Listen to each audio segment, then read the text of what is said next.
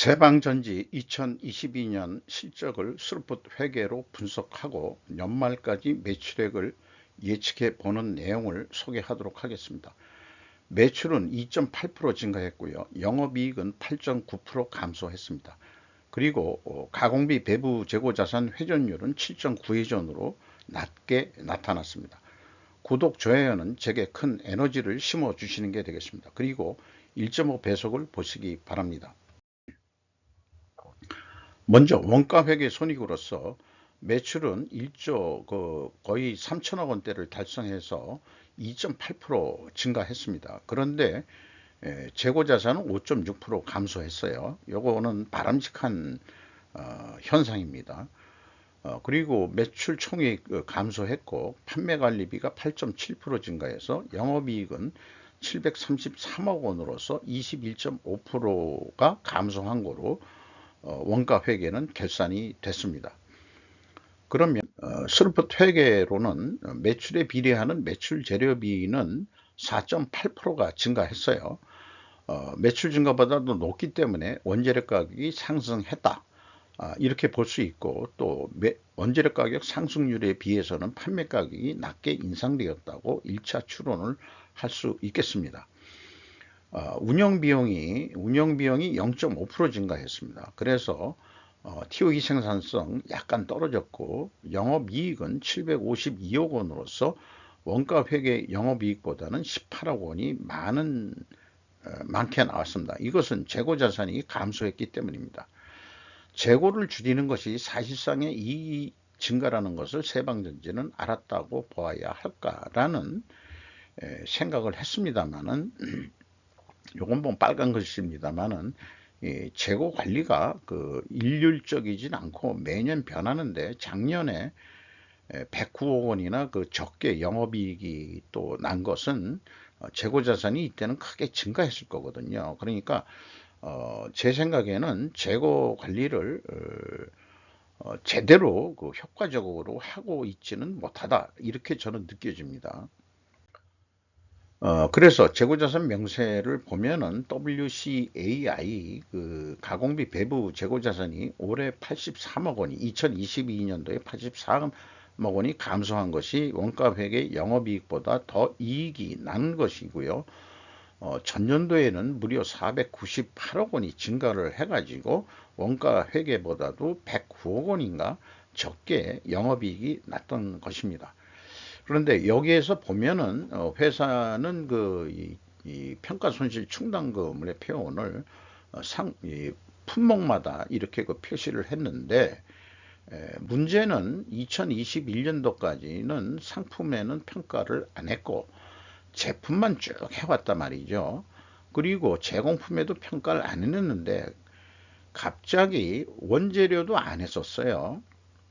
근데 2022년도에 와서 왜 평가 손실들을 이렇게 많이 잡았을까? 평가 손실을 잡으면은 매출 원가가 증가하는 게 아니고 증가하게 돼 있죠. 이 평가 손실 부분만큼 이 말하자면 재고가 주니까 결국 말하자면은 이익의 감소가 되죠. 결론적으로는 그러니까 이익이 날 것 그러니까 왜 그렇게 매출 이익이 적게 나오도록 왜 평가 작업을 왜 2022년도에 와서 다 여러 가지 품목도 하게 됐을까? 그거가 이해가 잘 안 되네요. 그리고 자원전쟁 시대에 WCAI는 줄이는 것이 바람직하다. 그리고 WCI 회전율을 경영평가 지표로 하는 이유이기도 하다.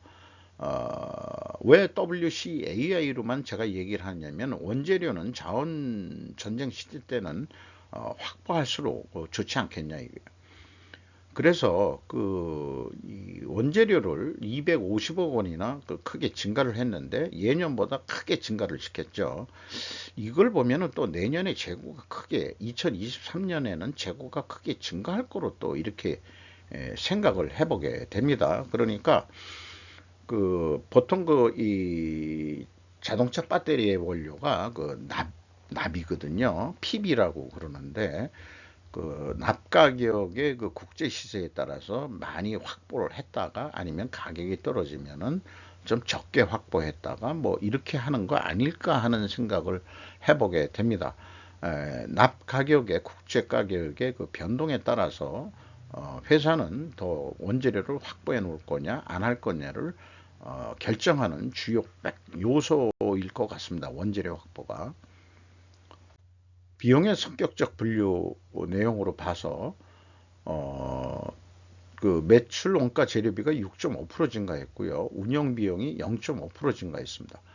이 운영 비용에서 그 판매 관리비 943억 원을 뺀 것이 공장 운영 가공비가 되겠습니다. 금액상으로 2.4%가 감소했습니다. 그리고 그 총 제조 비용에 대한 비율로는 0.3%가 하락을 했습니다. 따라서 원재료 가격이 또 상승했다라고 여기에서도 2차 추론을 해볼 수 있겠습니다. 재고자산 매출원가 회계 투명성 검증 3단계로서 그 차이가 PQ 총 제조 비용의 차이는 PQ 생산 재료비 차이와 같고 그것은 재고자산 변동 범위의 차이와 같습니다. 그래서 비가공비 배부 재고자산의 그 증가액을 가감하면 일치를 합니다. 그리고 현금 흐름표 기준으로도 일치를 합니다. 이렇게 일치하는 것은 그 고마운 일인데 재고자산의 변동범위 기준을 WCAI로 변경하는 것만 이제 남았다. 저는 이렇게 표현을 해봅니다. 그래야 경영성과가 제대로 평가된다. 왜냐하면은 이게 비성분 재고자산의 그 재고가 증가했을 때는 비성분 매출원가 재료비할 때는 마이너스로 표현이 되거든요. 전년도에는 더 그렇고 그러면은 마이너스 금액이 커지니까 어떻게 되겠어요? 마이너스가 되니까 매출원가가 줄어들죠. 이거는 그 매출이익이 더 증가하도록. 근데 아까 그 얘기한 그 평가 손실은 또 이렇게 증가는 하는데 평가 손실은 또 감소하는 역할을 하죠. 이렇게 복합적으로 이 혼선을 일으키는 게 그게 원가 회계라고 저는 생각을 합니다. 그래서 일반 사람들이 제조 원가라든지 매출 원가 내역에 대해서는 그 전문적으로 하는 회계에서 회계를 한다 하더라도 그것을 담당하는 제조 원가에서 매출 원가를 산출하는 것은 극소수의 어떤 그 회계 담당자들이 하게 되는 전유물로 되어 있습니다. 세상이 이렇게 돼 가지고는 그들 손에 그 경영평가가 나타난다는 것은 이거는 4차 산업시대 미래 세대 또 ES적이라는 차원으로 보더라도 왜 ESG는 원가 회계를 안 건드리는지 그 이런 내용들을 모르는 것 같아요. 그 글로벌 금융 자본 애들이. 그래서 결국 그 ESG 아무리 주장해 봐야 결국은 이 하나만 가지고라도 평가 손실을 한다든지 뭐 한다든지 이런 것 자체가 무의미하다는 것을 좀 금융 세력도 좀 알아야 된다고 저는 그렇게 주장하는 바입니다. 그래서 그 재고자산 변동 범위 기준이 그만큼 그 큰 이슈가 될 수 있기 때문에 기준 1이 그 정상적인 거고요. 그 가공비 배부 재고자산 그리고 기준 2는 전체 재고자산. 그 회사 세방전지는 이거로 가고 있습니다. 전체 재고자산으로. 그 다음에 이제 어떤 경우에는 전체에서 미착분만 뺀 거. 이렇게 하고 있어요. 그래서 나머지 2, 3은 분식회계에 들어간다라고 저는 감히 그렇게 정의하고자 합니다. 왜 그러냐? 총재주비용 산출을 왜곡하기 때문이다 라고 말씀드릴 수 있겠습니다. 운영비용에서 그 인건비가 1039억 원이 집행이 돼서 전년도보다 0.1% 감소했어요. 그 다음에 직원 수는 뭐 크게 변동이 거의 없는데 인당 평균 임금이 0.3% 내려간 것으로 그렇게 산출이 됩니다. 전년도에도 또 내려갔죠. 2020년도가 가장 높게 했는데 봉급을 안 올려준다는 얘기가 되겠습니다. 또 계속 그 2021년도도 적자 적자가 아니었는데 임금이 좀 짜게 가고 있다고 느낌을 받을 수밖에 없네요.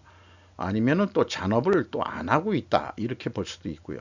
수출 비용이 0.3% 증가했고 일반적으로 수출 비용과 운반비를 한꺼번에 보통 하는데 회사는 따로따로 얘기를 하고 있고요. 운반비는 12.3%가 증가했고 전력비 5.3%, 5.4% 증가를 했습니다.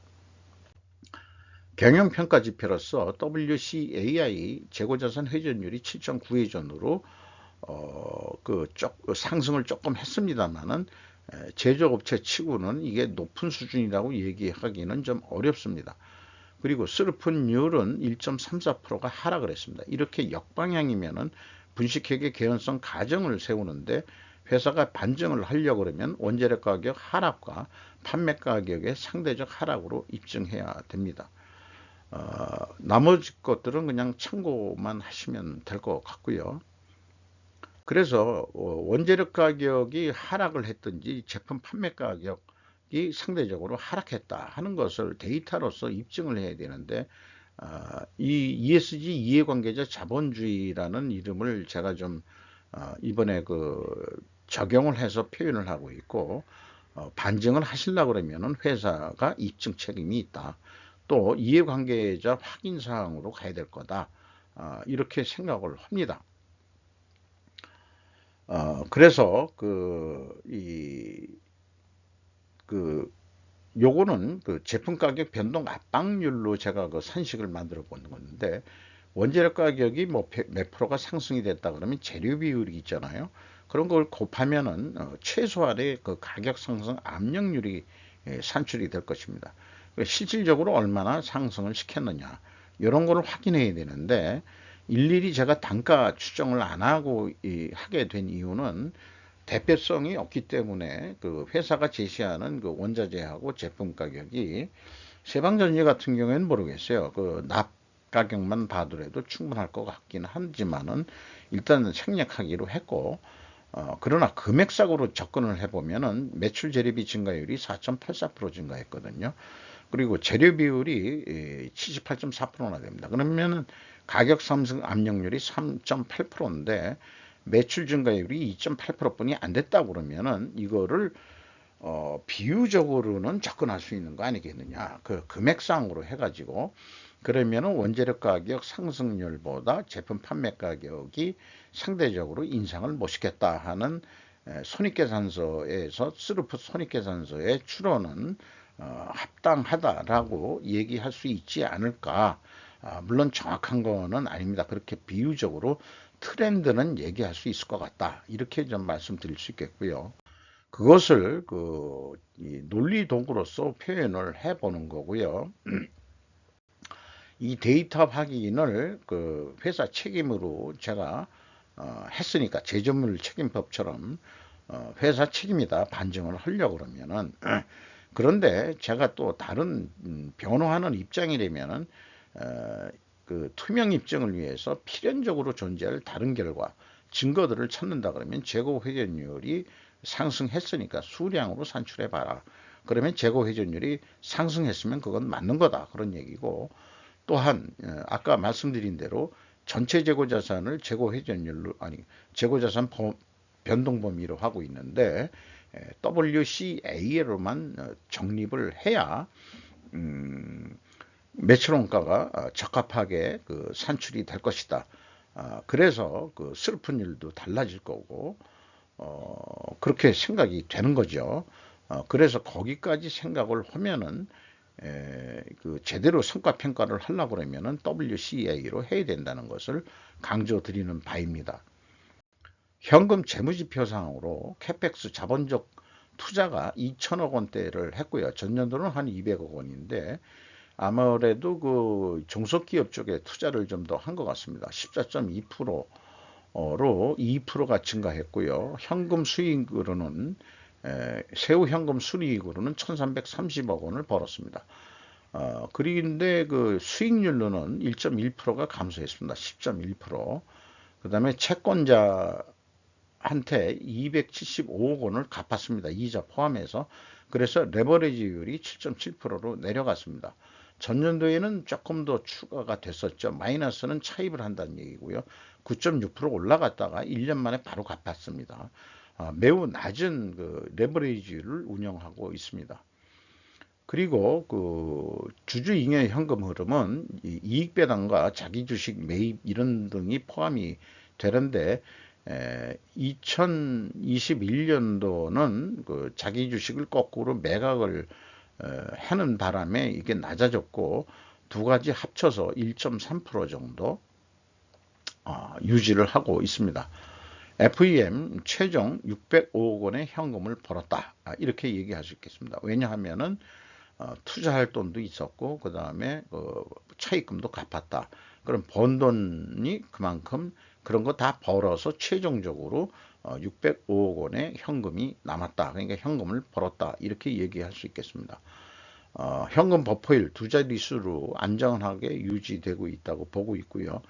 이익잉여금률은 63%가 상승했습니다.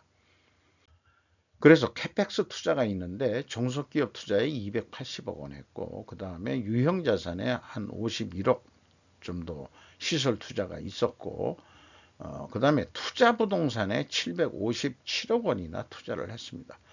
제조업체가 부동산에 투자하는 것에 대해 선악을 가릴 수 있을까 하는 그 화두를 한번 던져보고 싶네요. 어떤 그 제가 알고 있는 지인이 그 사업체를 하다가 뭐 지병 때문에 일찍 타계하면서 상장을 의도를 했었는데 그래서 직원들한테 고생한 직원들한테 우리 사주라도 좀 많이 주고 싶었는데 그걸 못하고 죽는 뭐 간다 이런 얘기를 전해준 사람이 있는데 그 친구는 절대 이 제조업을 하면서 부동산 투자를 안 했다. 라고 자기는 그 도덕상 그래서는 안 된다. 라고 얘기를 했다는 거예요. 그런 사람도 있고 그렇지만은 세방전지가 757억 원이나 돈을 벌어가지고 돈 쓸 때를 찾아보니까 부동산 투자 쪽으로 몰린 것 같습니다. 선악을 저는 갈기가 어렵다고 생각을 합니다. 원가 회계 패러다임으로 물론 이 PQ 이 매출 원가가 차이가 나죠. 그럼에도 불구하고 이 재고자산의 변동은 WCAI로 기준으로 해서 예측을 해볼 때 한 1조 3천억 정도 할 것 같다. 그러면은 한 800억 정도 남을 것 같다. 그런데 한 2% 정도 더 노력을 하면은 한 911억 원 남을 거다. 그런데 반대적으로 재고가 너무 많이 증가할 거라고 예상을 했지만은 원재료가 많아가지고 이게 WCA입니까? 그거는 줄인다고 한다면은 영업이익은 523억 원으로 준다. 이게 원가 회계의 맹점이라는 거 지속적으로 제가 소개 말씀드리는 거고요. 요거는 아무리 강조해도 지나치지 않는 그 원가 회계의 대안으로서 스루프트 회계를 제안하는 거고요. 재고 회전율을 높여라는 것을 회사의 공통 목표로서 제시를 하는 것입니다. 그렇게 해서 스루프 관점으로도 예측을 해보면은 1조 3천억 원이면 될 것 같아요. 차이가 원가 회계에는 차이가 없게 나옵니다. 구체적으로 왜 그런지는 저도 계속 연구 과제긴 합니다. 왜 차이가 안 나지? 이런 경우, 그런 경우 좀 생각을 해봐야 되는데, 근본적으로 아까 이 매출 원가가 원가 회계에는 차이가 있는데, 그냥 간 거기 때문에, 그런 부분도 있을 거고요. 그런데, 똑같이 1조 3천억을 한다고 했을 때 재고 회전율을 구회전으로 13.3%, 좀 구회전 정도 좀 해봐야 되지 않겠냐. 그러면은 매출이 1조 4천억 원대를 달성해서 한 1천억 원 정도 영업이익을 낼 수 있을 것이다. 재고가 감소한다 하더라도 스루풋은 변동이 없다. 1조 3천억 원대에서 예상했던 거로 그대로 끝난다. 이렇게 말씀드릴 수 있겠습니다. 주가는 14,350원이나 크게 상승을 했어요. 자, 그 경영성과는 내려갔는데 왜 주가가 오르는 거에 대해서는 저는 설명할 방법이 없고요. 그 대신 장부 가격 대비 62%까지 상승을 했다. 그런 얘기가 되겠습니다. 세방이 37.95% 지분 가지고 있고 GS 유아사, 원래는 그 일본 유아사였는데 GS가 유아사 지분을 인수한 것 같습니다. GS가 들어왔네요. 16%, 국민연금공단이 5.68%, 또 전체 외국인이 22.71% 지분을 소유하고 있습니다. 요거는 마케팅용으로 앞장에서 얘기하던 것을 이제 맨 뒤로 돌려서 소개하는 내용이 되겠습니다. 이상 마치도록 하겠습니다.